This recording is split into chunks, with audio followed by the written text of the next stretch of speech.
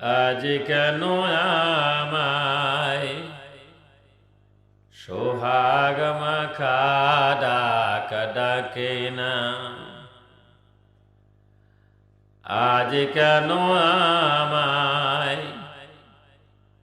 সোহাগ মাখা ডাক ডাকে না? মায়ারা চল দেয় কেন আমায় তুমি, মায়ারা চল দেয় কেন আমায় তুমি জড়াও না? আজ কেন আমায় সোহাগ মাখা ডাক ডাকো না? আজ কেন আমায় সোহাগ মাখা ডাক ডাকো না? কোথায় হারিয়ে গেলে তুমি, সারাদিন তোমায় খুঁজে আমি। কোথায় হারিয়ে গেলে তুমি, সারাক্ষণ তোমায় খুঁজে আমি। মা বলে এত ডাকি, মা বলে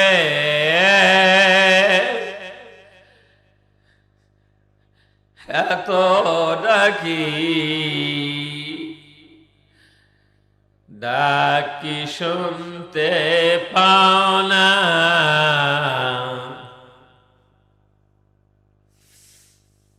আজ কেন আমায় সোহাগ মাখা ডাক ডাকো না? আজ কেন আমায় সোহাগ মাখা ডাক ডাকো না? মায়ারা চল দেয়া কেন আমায় তুমি, মায়ারা চল দেয়া কেন আমায় তুমি জড়াও না? আজ কেন আমায় সোহাগ মাখা ডাক ডাকো না? আজ কেন আমায় সোহাগ মাখা ডাক ডাকো না? আল্লাহর বান্দারা, দরদে মা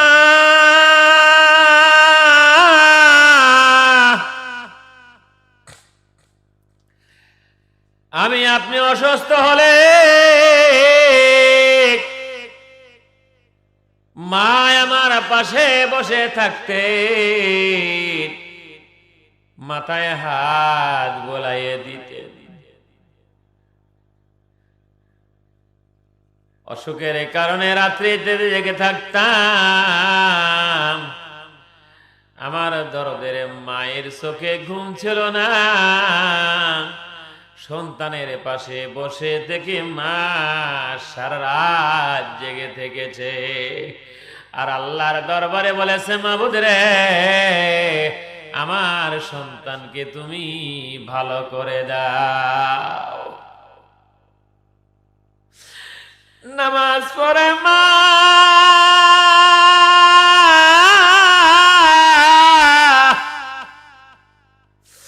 দুহাত তোলে মাওলার দরবারে কেঁদেছে, আল্লাহ আমার সন্তানকে ভালো করে দাও আল্লাহ,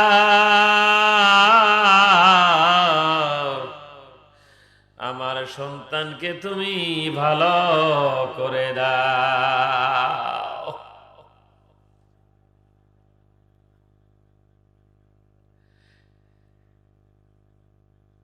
আল্লাহর বান্দারা, সে মাকে হারিয়েছি, সে আব্বাকে হারিয়েছি, দুনিয়াতে নাই। বাপ মা ছিল, বাপ মাকে বুঝি নাই। বাপ মারা যা সেবা করা দরকার, আমরা অনেকেই বাপ মার সেবা করি নাই। অথচ আমার আল্লাহর নির্দেশ, وَقَضَى رَبُّكَ أَلَّا تَعْبُدُوا إِلَّا إِيَّاهُ وَبِالْوَالِدَيْنِ إِحْسَانًا وَقَضَى رَبُّكَ أَلَّا تَعْبُدُوا إِلَّا إِيَّاهُ وَبِالْوَالِدَيْنِ إِحْسَانًا।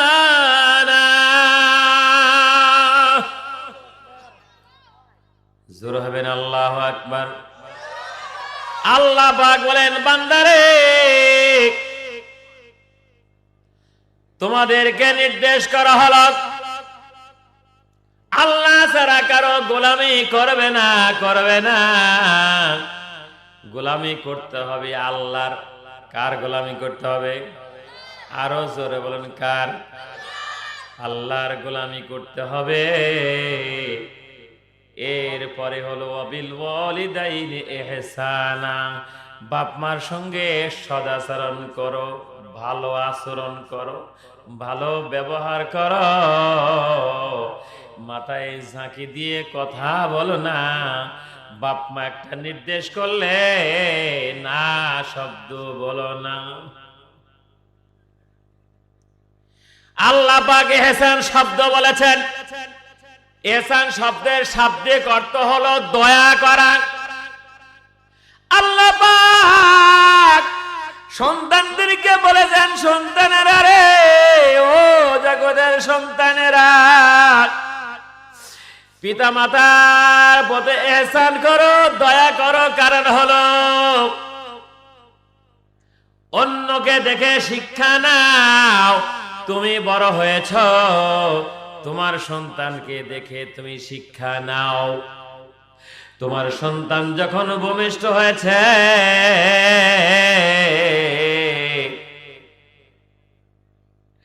সেই সময় তোমার মা, তোমার বাবা তোমার ইহসান করেছে।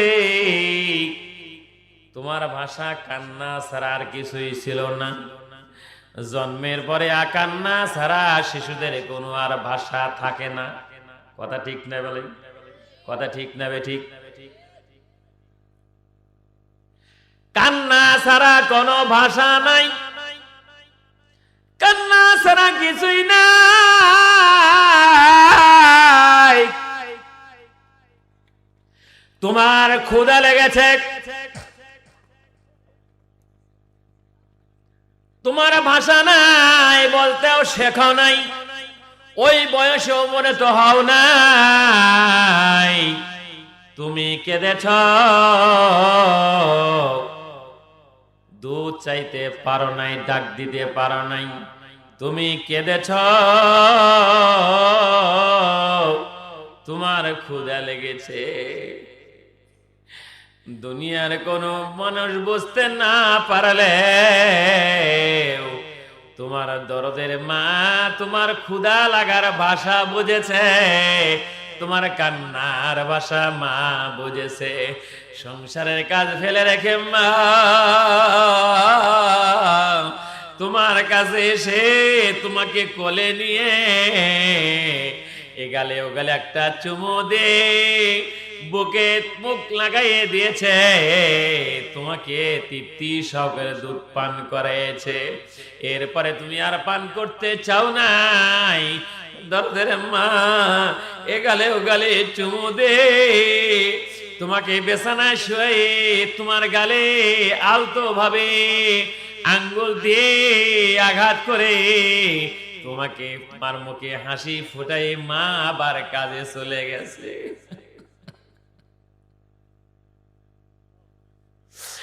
ও বান্দারে, ওই মা তোমার বৃদ্ধা হয়েছে, ওই মা এখন বৃদ্ধা হয়েছে। মা বিছানায় আছে, খেয়েও মা এক সময় বলছে খাওয়াই নাই, গোসল করাই নাই, খেতে দেয় না, ভালো জায়গায় শুইতে দেয় না, কেউ আমাকে দেখে না। মানুষের কাছে বলতে পারে তুমি রাগ করো না, রাগ করো না, বাপ মা এখন বৃদ্ধা হয়ে গেছে, শিশু সুলভ আচরণ তারা এখন করবে। রাগ করিস না রে সন্তান, রাগ করিস না, বাপ মার কাছে চলে যা, নিজে হাতে বাপ মাকে খাওয়া। খেতে চাইবে না, আদর কর, ধমক দিস না, কাজের মধ্যে ব্যস্ত আছি, কাজ দেখবো না, তোমাদের খাওয়াবো, ধমক দিস না রে, ধমক দিস না। তোমার সন্তানকে যেমনি ভাবে তুমি খাওয়াও, তোমার স্ত্রী খাওয়ায়, না খাইলে শরীর খারাপ করবে, অসুস্থ হয়ে যাবে, যেমনি ভাবে সন্তানকে আদর করে খাওয়াও। ও সন্তান রে, তোমার মা তোমাকে এইভাবে আদর করে খাওয়াইছে, আজকে মাকে কোলে নিয়ে আদর করো, মা তুমি খাও, না খাইলে তোমার শরীরটা অসুস্থ হয়ে যাবে। ও মা তুমি খাও, মা খাও, মায়ের গালে তুলে দাও, মাকে খাওয়াও, মাকে গোসল করাও, কাপড় বদলাইয়া দাও, এরপরে ভালো বিছানায় মাকে শুয়ে মায়ের গালে আলতো ভাবে আঙ্গুল আঘাত করে মাকে হাসায়, তারপরে তুমি সংসারের কাজে যাও। আমার আল্লাহ পাক তাই বলেন ওয়াবিল ওয়ালিদাইনি ইহসানা। আল্লাহর বান্দারা, আমার আল্লাহ পাক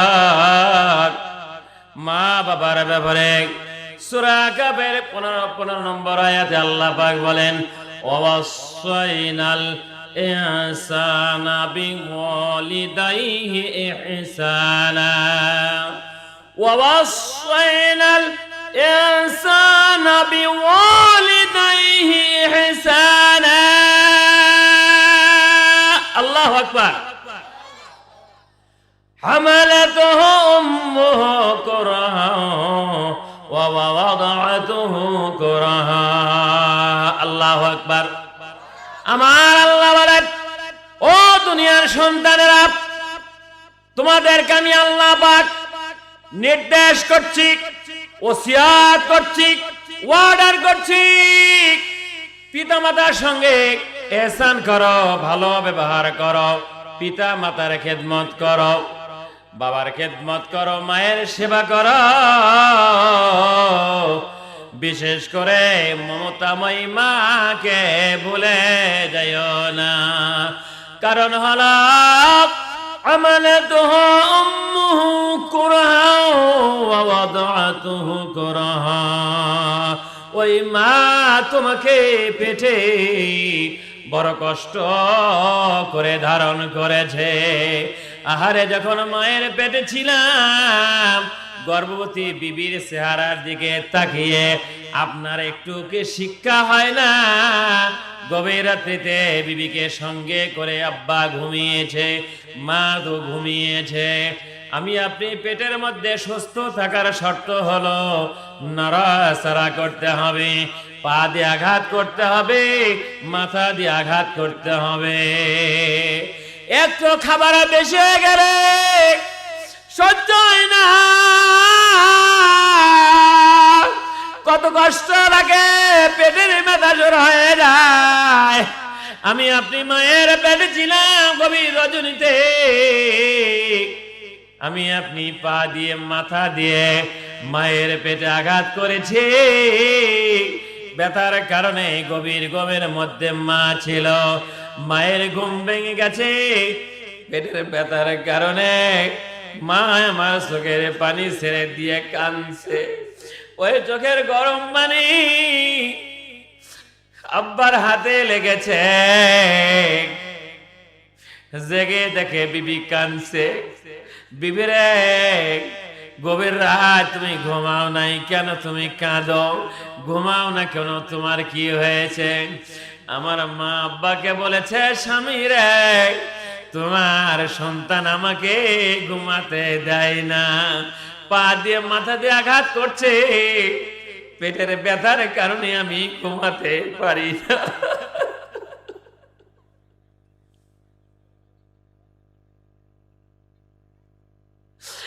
ও স্বামী রে, সন্তানে ভূমিষ্ঠ হওয়ার সময় অনেকেই মারা যায়। এমনটা হতে পারে তোমার এই সন্তান ভূমিষ্ঠ হওয়ার সময় আমি যদি দুনিয়া থেকে বিদায় হয়ে যাই, স্বামী রে, আমাকে তুমি মাফ করে দিও, মাফ করে দিও, নইলে কিন্তু দোজখে আমাকে জ্বলতে হবে। আল্লাহ পাক তাই বলেন, ও দুনিয়ার সন্তানেরা, হামালাত উম্মুহু কুরহা ওয়া ওয়াদাতুহু কুরহা, তোমার মা তোমাকে বড্ড কষ্ট করে পেটে ধারণ করেছে, এরপরে মা বড় কষ্ট করে তোমাকে মানুষ করেছে, তোমাকে লালন পালন করেছে। সন্তানেরা যে বিরক্ত করে, মেজাজটা খারাপ হয়ে যায়, ধমক দেওয়া হয়, স্বামী রাগ করে। আরে দরদের মা, যেই মায়ের কলিজা ছেড়ে কলিজায় লাথি দিয়ে সন্তান দুনিয়াতে এসেছে, ওই মা রাগ করতে পারে না।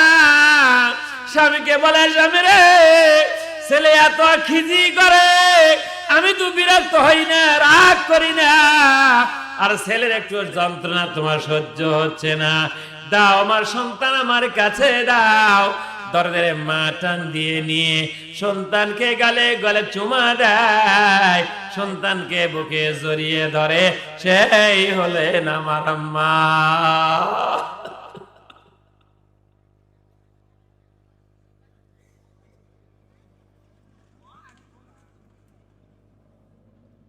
আমার আল্লাহ পাক বলেন,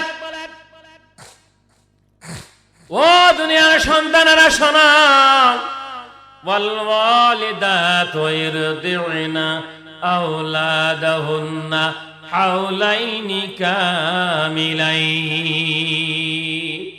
2টা বছর পার হয়ে গেছে, তোমার মা তোমাকে দুধ পান করেছে।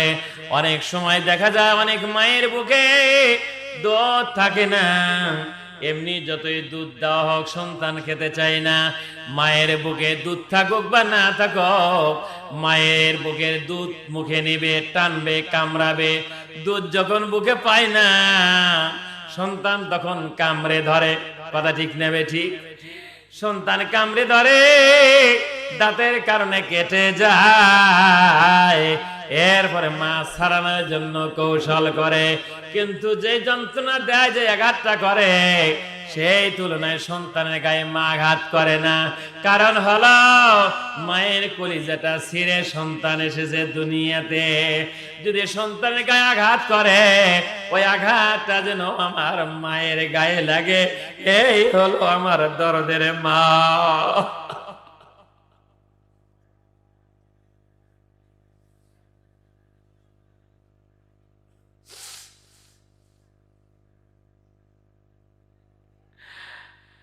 এই হলো আমার মা। এজন্য আমার নবী বলেন, আল জান্নাতু তাহতা আকতামিল উম্মাহাত। ও সন্তানেরা, শুনে নাও, শুনে নাও, ও পুরুষেরা শুনে নাও। আমার নবী বলেন, ও দুনিয়ার মানুষেরা, পুরুষ মানুষেরা শুনে নাও, তোমার পায়ের নিচে, আমার পায়ের নিচে হলো মাটি, আর আমার দরদের মা তার পায়ের এত দাম, আল্লাহ পাকের জান্নাতটা হলো তোমার আমার মায়ের পায়ের নিচে। একটু জোরে হবে না সুবহানাল্লাহ? আরো জোরে হবে না সুবহানাল্লাহ? নারায়ে তাকবীর! এই আওয়াজ, নারায়ে তাকবীর! আর একটু জোরে হবে না? নারায়ে তাকবীর! দিন ইসলাম, দিন ইসলাম, দিন ইসলাম, দিন ইসলাম। নারায়ে তাকবীর!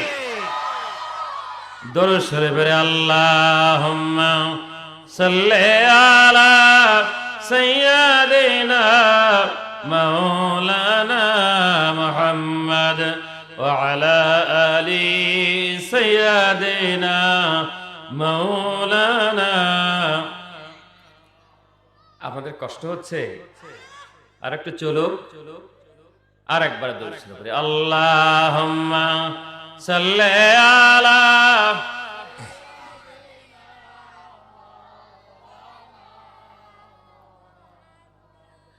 ওয়া আলা আলি সাইয়্যিদিনা।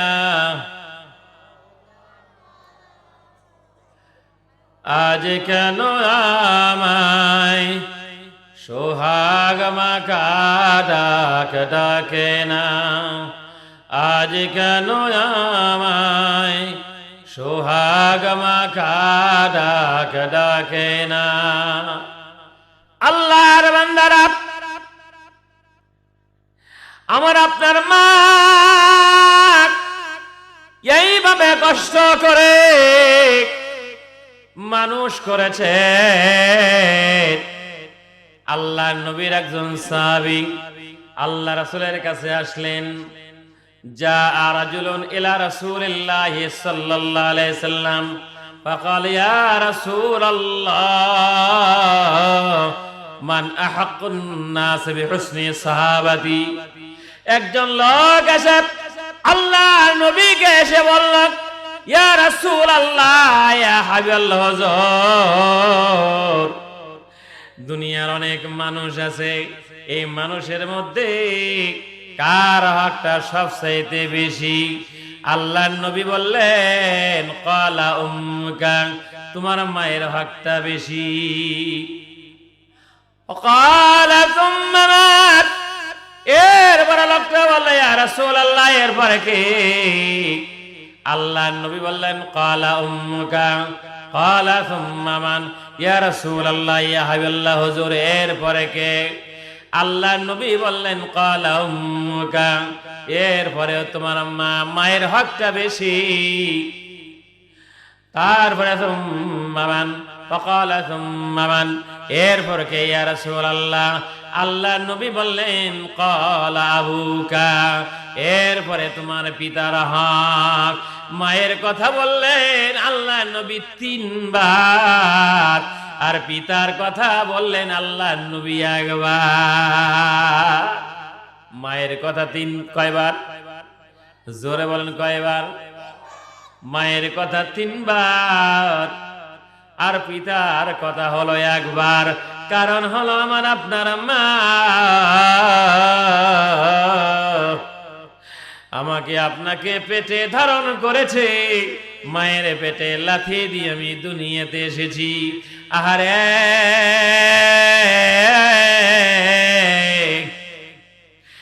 কলিজা ছিঁড়ে দুনিয়াতে এসেছে। আবার যদি সন্তান দুনিয়া থেকে চলে যায়, মায়ের কলিজা ছিঁড়ে যায়। বাবার অত কষ্ট হয় না যতটা কষ্ট আমার আপনার মায়ের হয়। আমিও মা হারা একজন মানুষ, ওই মায়ের মুখের থেকে শুনেছি আল্লাহর একজন আবেদ বান্দা দুইটা সন্তানের জননী। আল্লাহ বেদ বান্দা স্বামী স্ত্রী দুইটা সন্তান, 6-7 বছর বয়স। আল্লাহ পাক দুইটা সন্তানকে একসাথে দুনিয়ার থেকে নিয়ে গেলেন। দুনিয়া থেকে বিদায় হওয়ার পর বাড়ির পাশেই ছিল গোরস্থান, কবরস্থান। আমাদের যেমন বাড়ির পাশে গোরস্থান, কবরস্থান, আল্লাহর আবেদ বান্দা তার বাড়ির পাশেই হলো কবরস্থান। রাত যখন গভীর হয়, আল্লাহর নেককার বান্দা যারা, তরিকাপন্থী মানুষ যারা, যারা জিকির করে, এই সমস্ত লোকেরা বিছানায় থাকে না, বিছানার থেকে আলাদা হয়ে যায়। যে এই কথাটা আমার আপনার শুধু নয়, এই কথাটা হলো আমার আল্লাহর। কার কথা? জোরে বলতে হবে, কার কথা? আমার আল্লাহ পাক বলেন, তাতাজাফা জুনুবুহুম আনিল মাদাজি'i ইয়াদউনা রাব্বাহুম খাওফান ওয়া তামাআ। এক শ্রেণীর মানুষেরা আছে, রাত যখন গভীর হয়ে যায়, বিছানা থেকে তার পার্শ্বদেশটা আলাদা করে নেয়, অর্থাৎ বিছানা থেকে উঠে গাত্রোত্থান করে। এরপরে যত ঠান্ডা পানি হোক না কেন, ওযু করে তাহাজ্জুদের নামাজে দাঁড়িয়ে যায়, চোখের পানি ফেলে আমার মাওলাকে ডাকে। আমার আল্লাহকে ডাকে, ইয়াদউনা রাব্বাহুম খাওফান ওয়া তামাআ। আমার আল্লাহকে ডাকে। আল্লাহ পাক রাত যখন গভীর হয়, রহমতের দরজা খুলে যায় দুনিয়ার আসমানে এসে। আমার আল্লাহ বলেন, বান্দারে, ও বান্দিরে, কি চাও? বান্দা বান্দি বলে, মাবুদ রে, জীবনে অনেক গুনাহ করেছি, তোমার কাছে মাপ চাই। আমার আল্লাহ বলেন, যা যা যা, তোর জীবনের তামাম গুনাহ আমি আল্লাহ মাফ করে দিলাম। একটু জোরে হবে না সুবহানাল্লাহ? ও বান্দারে, আর কি দরকার? বান্দা বলে, আল্লাহ, বিপদের মধ্যে আছি। আমার আল্লাহ বলেন, ও বান্দারে, ও বান্দিরে, গভীর রাত্রিতে সব মানুষ ঘুমিয়ে গেছে, এই সময় উঠে তাহাজ্জুদের নামাজ পড়ে আমার কাছে কাঁদতেছো, দরখাস্ত করেছো, যাও যাও যাও, আমি আল্লাহ পাক তোমার রোগ বালাই বিপদ আপদ আমি আল্লাহ পাক দূর করে দিলাম। জোর হবে না সুবহানাল্লাহ? আর একটু জোর হবে না সুবহানাল্লাহ? একটু চিল্লাই বলবেন না সুবহানাল্লাহ? কথায় কথায় সব 7 শ্রেণীর মানুষেরা হাসরের ময়দানে আল্লাহর আরশের ছায়ার নিচে ছায়া পাবে। তার মধ্যে এক শ্রেণীর মানুষ হলো, নবী আমার বলেন, ওয়ারাজুলুন যাকারাল্লাহ খালিয়ান ফাফাদাত আইনাহু। ওই ব্যক্তি আল্লাহর আরশের ছায়ার নিচে ছায়া পাবে যে ব্যক্তি রাত্রিতে উঠলো, তাহাজ্জুদের নামাজ আদায় করলো, এরপরে আমার মাওলার জিকিরে বসে গেল, আমার আল্লাহকে ডাকে, রহমতের জিকির করে। আল্লাহ বলে, বান্দারে, কাঁদো কেন, চোখে পানি কেন? বান্দা বান্দি বলে, আল্লাহ, জীবনে গুনাহ করেছি, মাপ চাই। আল্লাহ বলেন, তোমার চোখ ঝরা পানি, যাও যাও যাও, আমি তোমার জীবনে এনে তামাম গুনাহ মাফ করে দিলাম। এই শুধু শেষ নয়, আমার আপনার নবী বলে, ওই হাসরের ময়দানে, আখিরাত আদালতে ওই শ্রেণীর লোকেরাও আল্লাহর আরশের ছায়ার নিচে ছায়া পাবে।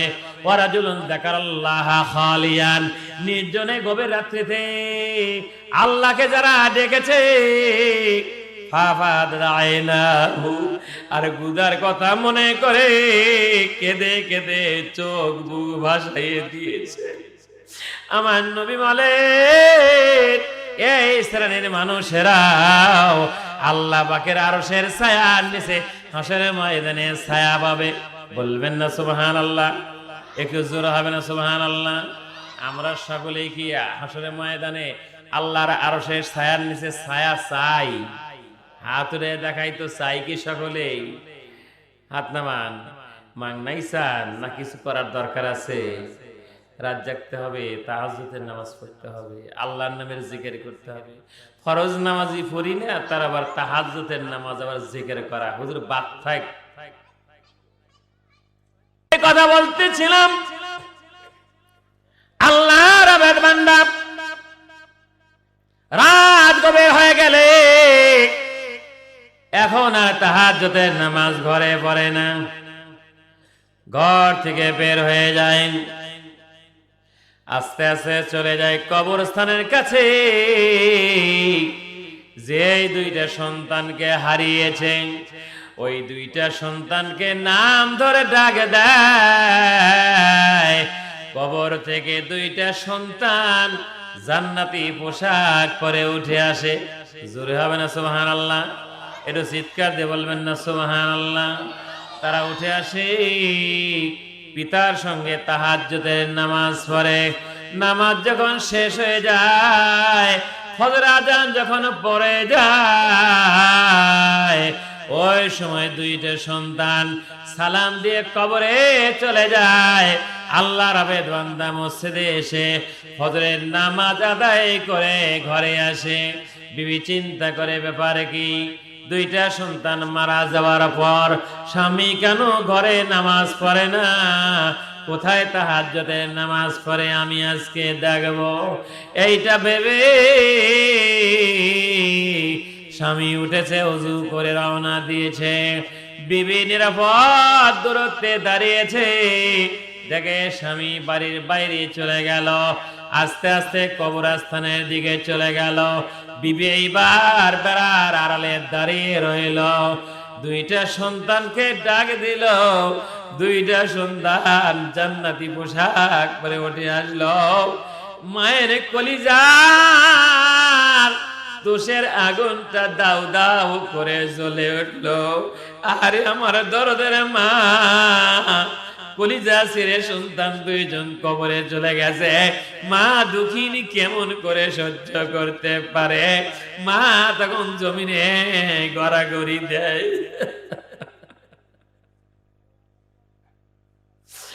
উঁচু আওয়াজে কাঁদে না,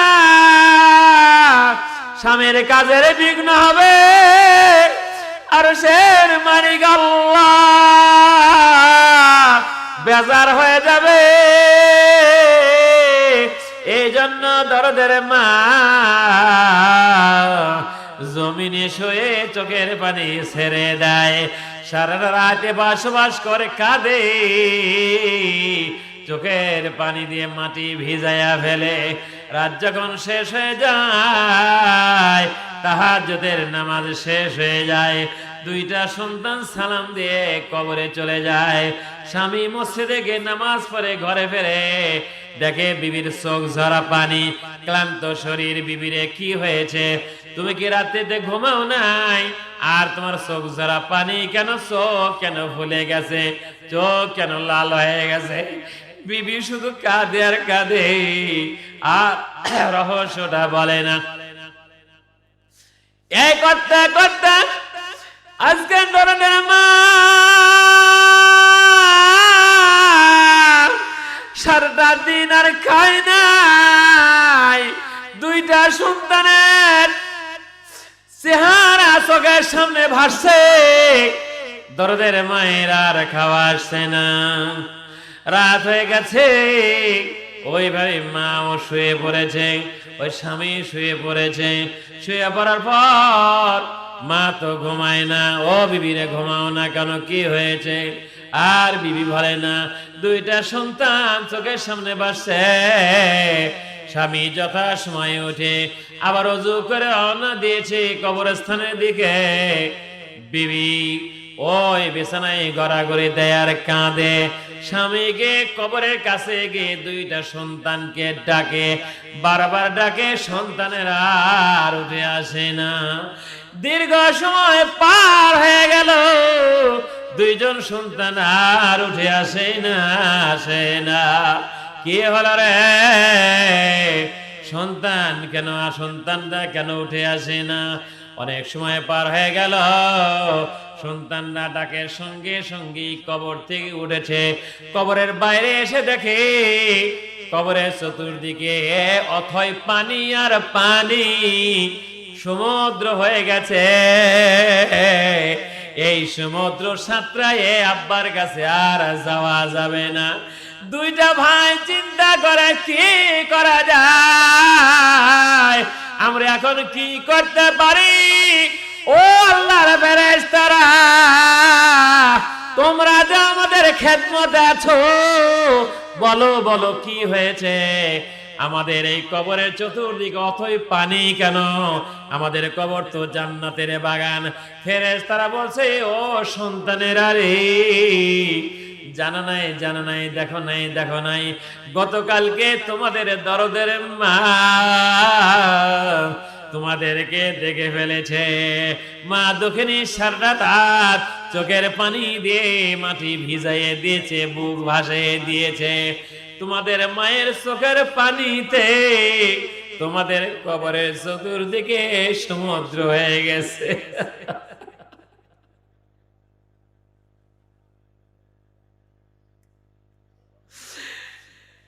এই মা দুই সন্তান পাবে, ব্যাপারটা তো আব্বাকে জানাতে হবে। যার কারণে দুই ভাই সিদ্ধান্ত নিল, যত কষ্টই হোক না কেন আমরা সাঁতরাই আব্বার কাছে যাব। দীর্ঘ সময় পরে সাঁতরায় কষ্ট করে এরপরে পিতার কাছে চলে আসে। পিতা তাকায় দেখে দুইজন সন্তান আসলো, চোখেও তো পানি আছে, জান্নাতি পোশাক গায়েও আছে, কিন্তু ভেজা কেন? ও বেটারা, কি হয়েছে? এত সময় লাগলো কেন, দেরি হলো কেন? আর তোমাদের গায়ের পোশাক কেন ভেজা? তোমাদের কি হয়েছে? এবার দুইটা সন্তান বলে, আব্বা জনমের মতো শেষবারের মতো নামাজ পড়া না, আপনার পিছনে সঙ্গে আর নামাজ পড়া হবে না। গত রাতে কি হয়েছে আপনার তো জানা নাই। মা দেখে ফেলেছে, ওই বেড়ার আড়াল থেকে আমাদেরকে দেখে মা সহ্য করতে পারে নাই। সারাটা রাত গলা কাটা কবুতরের মতো মা জমিনে ছটফট করেছে, গড়াগড়ি দিয়েছে, আমাদের জন্য কেঁদেছে। মায়ের চোখের পানিতে আমাদের কবরের চতুর্দিকে সমুদ্র হয়ে গেছে। এই সমুদ্র সাঁতরায় আসা যাবে না, যাবে না। শেষবারের মতো নামাজ পড়ে যায়, আর কোনোদিন আপনার সঙ্গে নামাজ পড়া হবে না। এই বলে সন্তানের নামাজ পড়ে বিদায় হয়ে যায়, আবার সাঁতরায় কবরে যায়। আল্লাহর আবেদ বান্দা মসজিদে এসে নামাজ আদায় করে। নামাজ আদায় করে বাড়িতে এসে বিবিকে বলে, বিবি রে, গত রাত্রিতে তুমি কি সর্বনাশ করেছ? ও বিবি রে, কেন তুমি এভাবে কেঁদেছ? তোমার চোখের পানিতে সন্তানদের কবরের চতুর্দিকে সমুদ্র হয়ে গেছে। এইবার বিবি বলে, স্বামী রে, আমার পেটে লাথি দিয়েছে, তোমার পেটে নয়। আমার পেটে মাথা দিয়ে আঘাত করেছে, তোমার পেটে নয়। আমার কলিজা ছিঁড়ে সন্তানেরা দুনিয়া থেকে বিদায় হয়ে গেছে, তুমি সন্তানকে সঙ্গে করে নামাজ আদায় করো, আর আমি মা হয়ে কেমন করে সহ্য করি? ও স্বামী রে, আমার মনটা চাইলো আমি দৌড়ে যাই, আমার দুইটা বেটাকে আমি বুকে জড়িয়ে ধরে চুমা দেই, কিন্তু তোমার কাজের বিঘ্ন হবে, আরশের মালিক বেজার হয়ে যাবে। এই ভয় আমি যাই নাই, জোরে করে চিৎকার করি নাই, চোখে চোখে চোখের পানি ছেড়ে দিয়ে আমি সারা রাত কেঁদেছি। ও স্বামী রে, আমার বুকটা ফেরে দেখো, আমার সন্তানদের হারানোর আগুন আমার বুকের মধ্যে কেমন করে দাউ দাউ করে জ্বলে।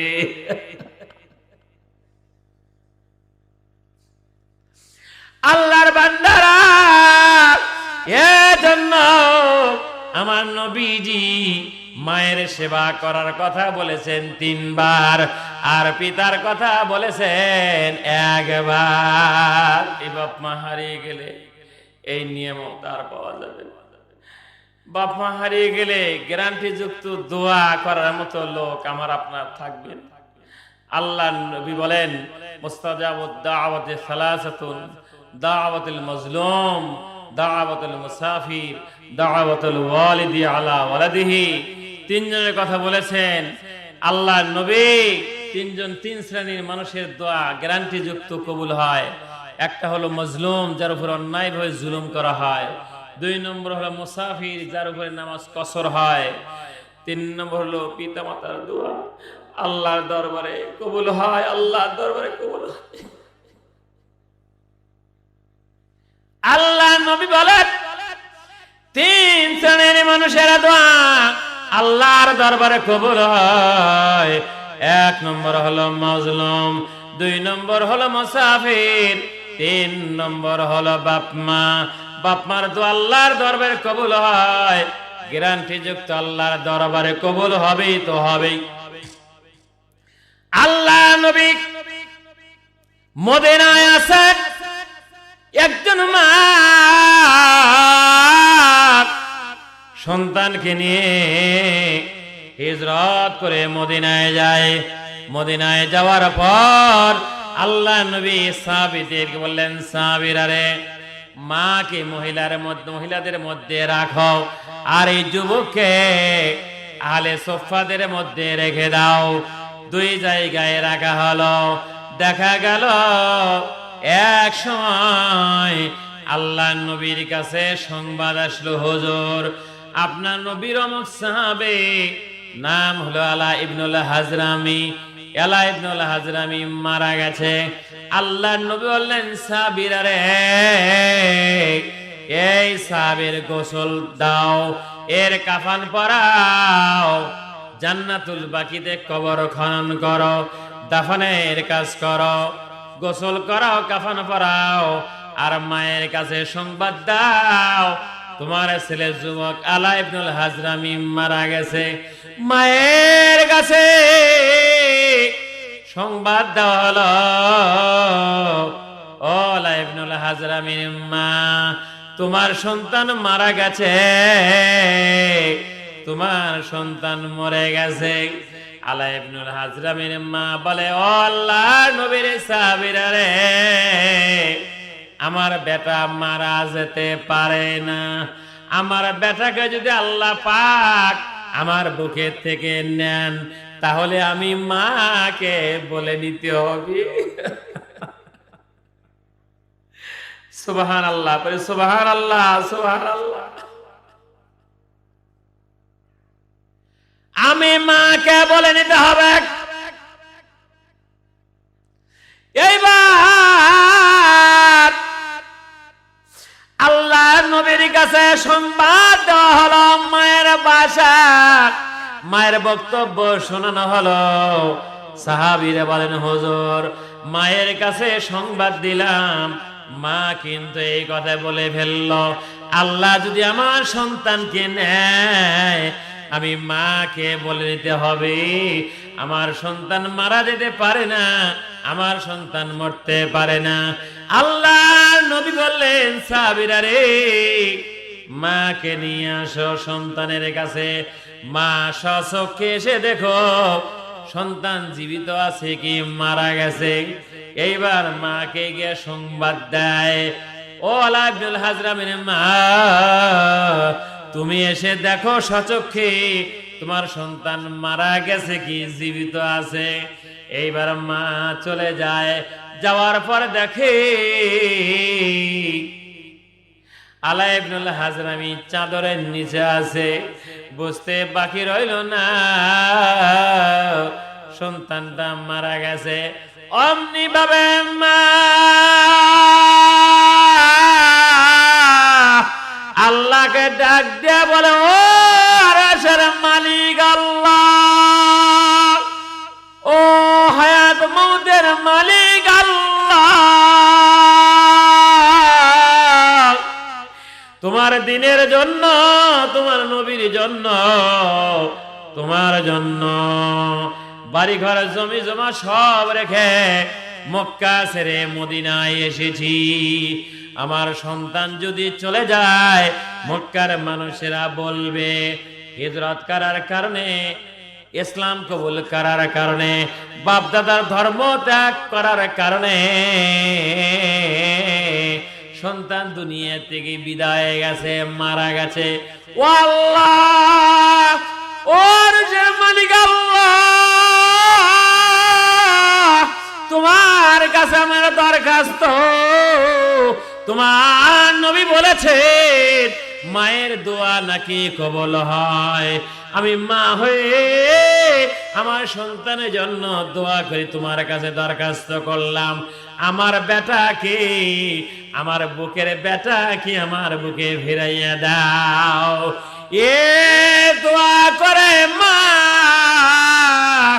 চাদরের এক কোনা ধরে সরায়ে আলা ইবনুল হাজরামিকে ডাকিবা, আমার আলা ইবনুল হাজরামি রে। বলার সঙ্গে সঙ্গে মরা সন্তান চাদরের নিচে থেকে মা মা বলে জবাব দিয়ে দেয়। একটু চিৎকার দিয়ে বলবেন না সুবহানাল্লাহ? আরো জোর হবে না সুবহানাল্লাহ? হে আল্লাহ নবী, মা সানু বিল ওয়ালিদাইন মিন বাদিহিমা। হে আল্লাহ নবী, পিতা মাতা মারা যাওয়ার পর আমাদের আর কোনো হক আছে কিনা? আমাদের খেদমত করার কিছু আছে কিনা? আল্লাহ নবী বললেন নাম, হক আছে আছে। পিতামাতার সেবা করার, খেদমত করার আরো হক আছে। আমরা মনে করি শুধুমাত্র বাপ মা বেঁচে থাকলেই তাদের খেদমত করা যায়, মারা যাওয়ার পর বাপ মার খেদমত করা যায় না। আল্লাহ নবী বললেন হ্যাঁ, বাপ মা মারা যাওয়ার পরেও বাপ মার খেদমত করা যায়। বলুন সুবহানাল্লাহ। আল্লাহ নবী বলেন হ্যাঁ হ্যাঁ আছে আছে। আসসালাতু আলাইহিমা, বাপ মা মারা যাওয়ার পর বাপ মার জন্য দোয়া করো। চোখের পানি ছেড়ে দিয়ে বাপ মার জন্য দোয়া করো। আল্লাহ দোয়া শিখিয়ে দিয়েছেন রব্বির হামহুমা কামা রব্বায়ানি সগীরা। বলুন আমার সাথে, রব্বির হামহুমা কামা রব্বায়ানি সগীরা। ও আল্লাহ, বাপ মা যেমনি ভাবে ছোটবেলায় আমাদেরকে স্নেহ করে লালন পালন করেছে, আল্লাহ মৃত্যুর পরে আল্লাহ বাপ মাকে তোমার রহমতের কোলে লালন পালন করো। বলুন সুবহানাল্লাহ, জোরে বলুন সুবহানাল্লাহ। আল্লাহ নবী বলেন আসসালাতু আলাইহিমা, বাপ মার জন্য দোয়া করো। বাপ মার কবরের কাছে চলে যাও, আল্লাহর কাছে দোয়া করো। কোরআন শরীফ পড়া জানা থাকলে পড়ো। বাপ মার কবরের কাছে আমিও ছুটে যাই, মন ভরে আল্লাহর কালাম পড়ি, মন ভরে আল্লাহর কালাম পড়ি, বাপ মাকে শোনাই, বাপ মার জন্য দোয়া করি। যেহেতু আমার নবী বলেছেন আসসালাতু আলাইহিমা, তাদের জন্য দোয়া করো। এরপরে আল্লাহ নবী বলেন ওয়াল ইস্তিগফারু লাহুমা, তোমাদের কারণে বাপ মা ঠিক মতো নামাজ পড়তে পারে নাই, হয়তো নামাজ কাজে গেছে, কামাই হয়েছে, আল্লাহ সব হুকুম তোমার জন্য পালন করতে পারে নাই। ও সন্তান রে, ওয়াল ইস্তিগফারু লাহুমা, ওই বাপ মার জীবনের গুনাহ আল্লাহর কাছে ক্ষমা চাও, আল্লাহর কাছে দুহাত তুলো। আল্লাহ বাপ মার জীবনের তামাম গুনাহ মাফ করে দাও। এই জন্য আপনারা নামাজ পড়বেন, বাপ মার জন্য দোয়া করবেন। আল্লাহুম্মা গফির লি আবি উম্মি, আগে বলে নেবেন আল্লাহুম্মা গফির লি আবি উম্মি। বলেন তো আমার সাথে, আল্লাহুম্মা গফির লি আবি ওয়া উম্মি রব্বিরহামহুমা কামা রাব্বায়ানি সগীরা। ও আল্লাহ, বাপ মাকে মাফ করে দাও, মাফ করে দাও। আল্লাহর কাছে বাপ মার জীবনের গুনাহ মাফ চাও। আল্লাহুম্মা গফির লি আবি উম্মি, মাফ চাও, মাফ চাও রে। আল্লাহর নবী বলেছেন ইস্তিগফার লাহুমা, বাপ মার জীবনের গুনাহ আল্লাহ পাকের কাছে মাফ চাও। ওয়া ইন ফাজ আহাদিহিমা মিন বাদিহিমা, কোথাও বাপ মার ঋণ আছে, দায়বদ্ধ আছে, বাপ মার ঋণ পরিশোধ করো, পরিশোধ করো রে। ঋণের কারণে যেন বাপ মা কবরে শাস্তি না পায়। কারণ হলো ওই নবী আমার বলেন, নাফসুল মুমিনি মুআল্লাকাতুম বিদাইনিহি, মুমিন ব্যক্তিও যদি হয় ঋণ রেখে যদি মারা যায়, ওই রূহটা আল্লাহর আরশে যায় না, ঝুলন্ত অবস্থায় থাকে। ওই জায়গায় শাস্তি দেওয়া হয়, ওখান থেকে পরে কবর আনা হয়, আল্লাহর কাছে যায় না, যায় না। নাফসুল মুমিন মুআল্লাকাতুন, মুমিন ব্যক্তিও যদি হয়, যদি ঋণগ্রস্ত হয়, তাহলে মুআল্লাকাতুন, ঝুলন্ত অবস্থায় থাকে। বিদাইনিহি, তার ঋণের কারণে। এই জন্য আমার নবী বলেন, ও সন্তানেরা রে, তোমার বাপ মা যদি ঋণ করে যায়, মুমিনও যদি হয়, ওই আত্মাটা আল্লাহর আরশে যাবে না, যাবে না, ঝুলন্ত অবস্থায় থাকবে। যার কারণে ওয়া ইন ফাজ আহাদিহিমা মিন বাদিহিমা, বাপ মা মারা যাওয়ার পর বাপ মা যদি কারো কাছে ঋণ থাকে, তাহলে তাড়াতাড়ি করে ঋণ পরিশোধ করো, নইলে কিন্তু আত্মাটা আকাশ এবং জমিনের মাঝে ঝুলন্ত অবস্থায় থাকবে, আল্লাহর কাছে যাবে না। এই জন্য বাপ মা মারা যাওয়ার পর বাপ মার সেবা করার আছে, তাদের জন্য দোয়া করতে হবে। কি করতে হবে? জোরে বলেন, কি করতে হবে? 2 নম্বর কি মনে নাই? ওয়াল ইস্তিগফার লাহুমা, তাদের জীবনের গুনাহ আল্লাহর কাছে মাফ চাইতে হবে। 3 নম্বর হলো কি? ওয়া ইন ফাযা আহদিহিমা, বাপ মা যদি ঋণ থাকে, ও সন্তান, বাপ মার ঋণ পরিশোধ করো, নইলে কিন্তু তোমার বাপ মার আত্মা আকাশ এবং জমিনের মাঝখানে ঝুলন্ত অবস্থায় থাকবে, আল্লাহর দরবারে যাবে না।